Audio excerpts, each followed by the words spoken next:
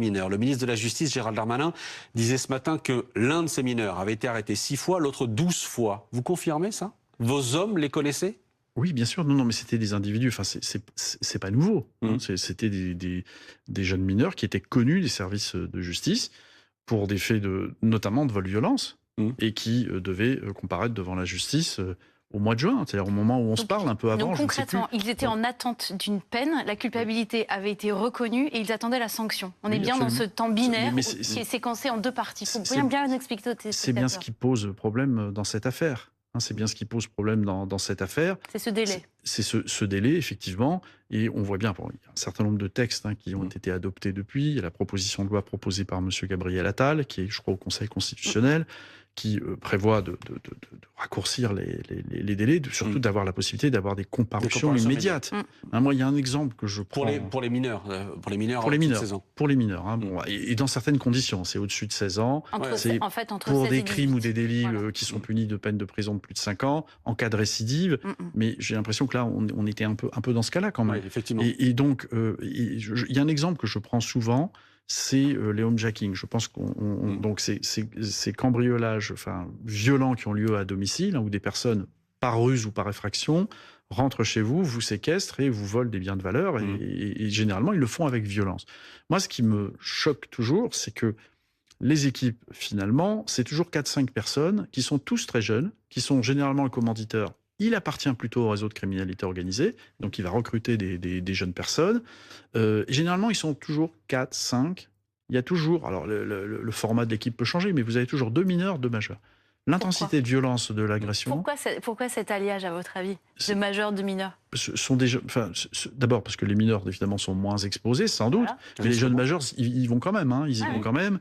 Et, ils font ça pour pas cher, en fait. Ils font ça pour quelques centaines d'euros. Pour quelques centaines d'euros, il y a un commanditaire qui désigne un lieu, qui désigne souvent les biens qu'il faut aller chercher parce que les personnes se sont donné à voir sur les réseaux sociaux. Il y a aussi évidemment cette problématique, ce qui n'excuse en rien l'action qui est menée. Et donc, moi, je suis toujours un peu surpris. Il y a la même intensité de violence quand je discute avec les enquêteurs, notamment de la brigade de répression du banditisme, de la direction de la police judiciaire, qui fait un travail d'élucidation formidable. 50% de ces homejacking sont élucidés, il faut le dire. On retrouve dans un cas sur 2 les auteurs, et je crois que le taux a encore augmenté, me disait le directeur. Pardon, quand vous dites 50%, je me mets à la place de ceux qui nous regardent ce soir, qui disent bah oui, mais ça veut dire que dans un cas sur 2, on ne retrouve pas les auteurs. Ou on les retrouve après. On peut les retrouver après, voilà. Donc, oui, en tout cas, quand on démantèle une bande, généralement, ils ne recommencent pas. Bon, voilà. Enfin, en tout cas, pas tout de suite. Enfin, j'espère. En tout cas, on les interpelle dans 50% des cas. Mais ce que je voulais dire, c'est que on comprend mal que le régime, finalement, pénal soit différent. Si on le comprend bien, c'est la loi. C'est même un principe fondamental de la République. On va traiter différemment ces 4 personnes, entre les 2 mineurs et les 2 ou 3 majeurs, en fonction de l'âge, alors que la gravité de l'infraction est exactement la même. Je voudrais revenir à la mort d'Elias. Les 2 jeunes dont on parle, qui sont accusés de l'avoir tué, au-delà du fait qu'ils étaient dehors, malgré leur profil, encore une fois, arrêtés déjà 6 et 12 fois, ils avaient interdiction de se rencontrer. Or, ils vivaient dans la même résidence, mais les juges n'ont pas vérifié ce point-là. L'adresse, visiblement, n'était pas la même, mais la résidence était la même. Écoutez la mère d'Elias. Elle était, je le disais, l'invitée avant-hier d'Apolline de Malherbe. Lorsque nous sommes avec nos avocats et que nous voyons successivement tous les délits, tous les vols avec violence réitérés depuis 2021 et qu'en 2023 et 2024, la décision des juges des affaires familiales est une mesure de non-regroupement, alors que tout simplement, si vous prenez un téléphone, une carte, vous notez leurs adresses, ils habitent. L'adresse n'est pas la même, mais ils habitent dans la même résidence. Les juges nous expliquent en permanence qu'ils n'ont pas de moyens. Lorsqu'ils prennent cette décision, ce n'est pas un manque de moyens, c'est un manque de lucidité. Un problème de lucidité. Vous auriez les mêmes mots que la mère d'Elias? Non, je ne dirais pas. Je comprends vraiment sa détresse, sa peine. Et honnêtement, c'est vraiment une affaire qui nous a tous marqués à la préfecture de police, et notamment les enquêteurs qui ont rencontré la maman d'Elias. Je comprends évidemment sa détresse. Je ne parlerai pas de manque de lucidité des magistrats, mais c'est vrai que je comprends que nos concitoyens puissent ne pas comprendre que 2 personnes qui n'ont pas le droit de se voir vivent aussi près, et c'est quasiment incontrôlable en vrai. En vrai, c'est quasiment incontrôlable. On ne va pas mettre des policiers le partout, à vérifier si des personnes qui habitent dans la même résidence se rencontrent. C'est structurel. Oui, sauf que ne peuvent que se précisément, rencontrer. ce que reproche la mère d'Elias, c'est précisément personne du côté de la justice n'ait regardé une carte pour voir qu'ils habitaient dans la même résidence. Et ce qui est encore plus grave, c'est qu'ils reconstituent un duo pour commettre un vol de violence. Et c'est ce qui fait que et qui va se transformer finalement en homicide. Matin, Gérald Darmanin dit que tout n'a pas été fait pour lui, tout n'a pas été fait pour empêcher la mort d'Elias. Vous dites la même chose, vous? C'est terrible. C'est le ministre d'État, ministre de la Justice qui le dit, je partage évidemment. Non, mais tout n'a pas été fait, ou il y a des choses qui ont été faites mais pas correctement? À partir du moment où vous avez un jeune de 14 ans qui décède, qui est tué, en sortant d'un entraînement de foot, forcément, tout n'a pas été fait correctement. On peut dire que ça. Qu'est-ce que vous voulez dire? Mais je vais vous poser la question autrement alors. Qu'est-ce que vous voulez dire? Est-ce que c'est pas décourageant pour vos hommes de voir que précisément des jeunes interpellés 6 fois, 12 fois par les agents de police dont vous avez la responsabilité, les mêmes mineurs, sans qu'il ne se passe rien, ou en tout cas rien qui soit de nature à les arrêter? Est-ce que ça, c'est pas décourageant?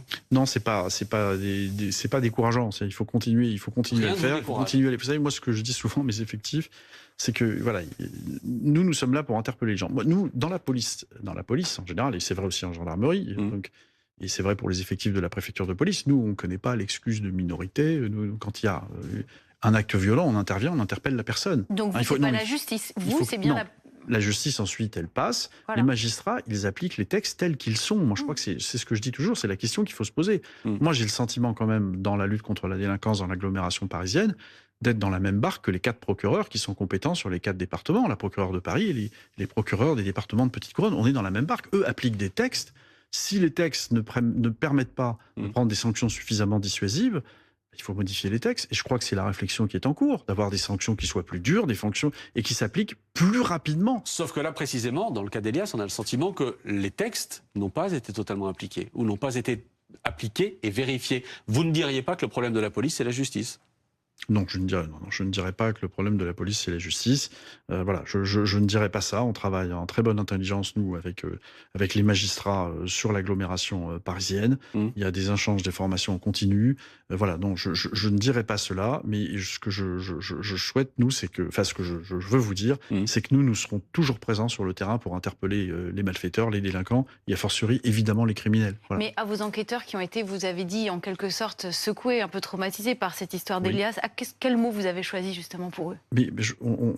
Ce sont des choses dont on parle. Moi, on me rend compte des affaires. Évidemment, cette affaire, encore une fois, je le dis, c'est dramatique. Ça n'aurait jamais dû arriver. Que des mineurs qui sont connus pour les faits de vol, violence, réitèrent, et que ça se transforme d'ailleurs en homicide, je le redis, ça n'aurait évidemment pas dû arriver. Mais ce sont moi, les mots que je prononce sont des mots de soutien. Évidemment, il y a l'élucidation de l'affaire. On ne peut jamais se réjouir de la mort d'un jeune, mais il faut élucider les affaires. Et moi, ce que je leur demande, évidemment, sous l'autorité des magistrats, c'est d'élucider les affaires, de retrouver très vite les auteurs. C'est ce qui a été fait dans ce cas-là. Alors, c'est vrai que j'avais eu des mots qui ont été ensuite commentés. Et la maman d'Elias, d'ailleurs, les avait relevés. Vous savez, moi, les enquêteurs territoriaux du 14... Enfin, pas les enquêteurs, pardon, les effectifs de voie publique du 14e arrondissement, quand ils ont eu des premiers éléments de description de ces personnes, ils ont assez vite fait le rapprochement avec ces 2 auteurs. Donc voilà, je sais que ça peut choquer de dire ça, mais ça veut dire que c'était des personnes qui étaient connues et qui ont été, du coup, interpellées.